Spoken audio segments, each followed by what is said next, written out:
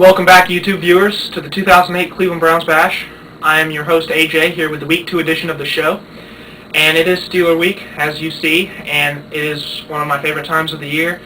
But before I dive into that game, I'm going to get to last week. Obviously, as a Browns fan, it was very disappointing. 28-10 loss at the hands of the Dallas Cowboys. There were a lot of things that we didn't do right. And there were very few things that I think we can draw out of this game as positives. Well, first off, I picked us to lose by 17. We lost by 18, and I don't take any pleasure in being right.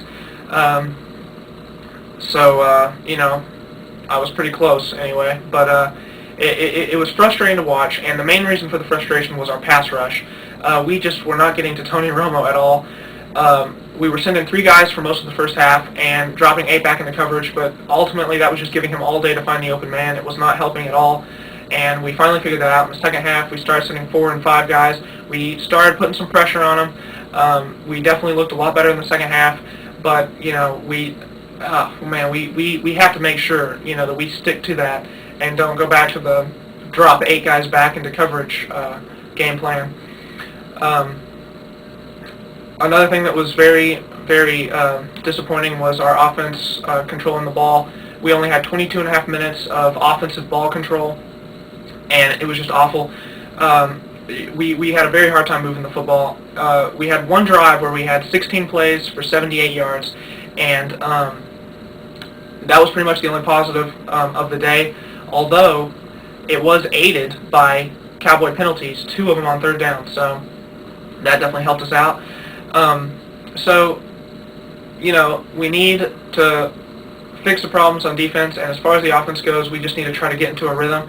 One of the problems was Braylon Edwards was not involved, partially because he was dropping passes.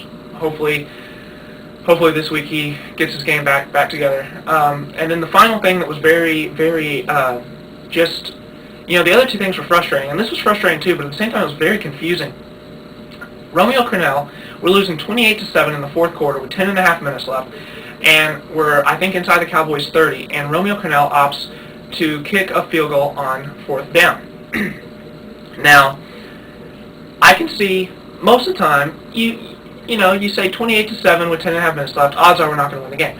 But does that mean that you don't go for it, though, and still try to win the game?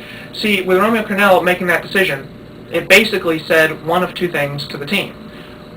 The first being, I have Phil Dawson on my fantasy team. Maybe he does. I don't know. Even if he does, that's not in the best interest of the team to try to pad his fantasy score.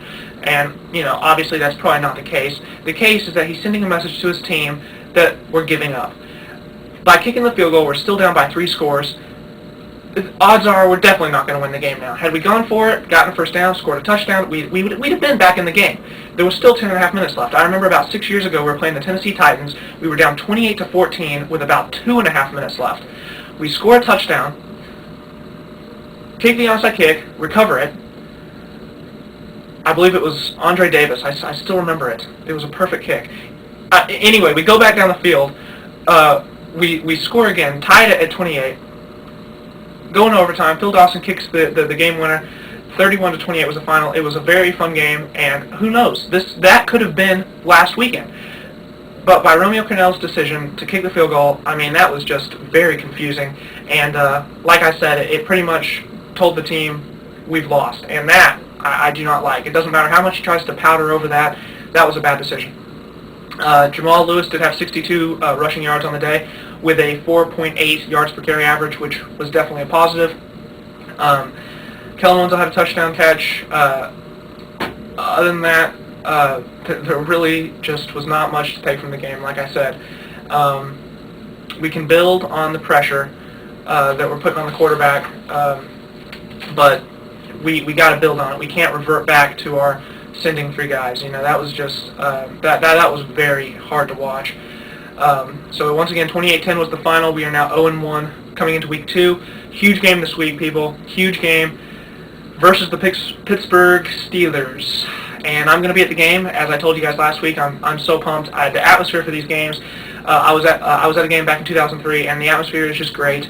And I mean, obviously, it's one of the oldest and best rivalries in the NFL. I mean, Browns-Steelers, it's great. And as a Browns fan, I hold a passionate hatred for the Steelers, and I'm sure that the Steeler fans hold a passionate hatred for us, but that's what makes it even better. So first, let's get to my keys to the game. The most obvious key is to put pressure on Big Ben. Last week, as I've said, pass rush was awful. We need to make sure we're sending 4 and 5 guys, and occasionally 6. I mean, we got to put the pressure on Ben Roethlisberger. I mean, when you, it's like I already said, when you send 8 guys back, you're not helping your secondary at all. We need to make sure we get the pressure on Ben Roethlisberger, because if you fluster him, force him into bad decisions, that's when you might get the occasional turnover or at least the incomplete passes. That's what we got to do, and we got to make sure we keep the pressure on him. We can't give him the Tony Romo ticket where we sit there sending 3 guys and letting him have 8 seconds in the backfield to find the open man. The second key to the game is to protect Derek Anderson.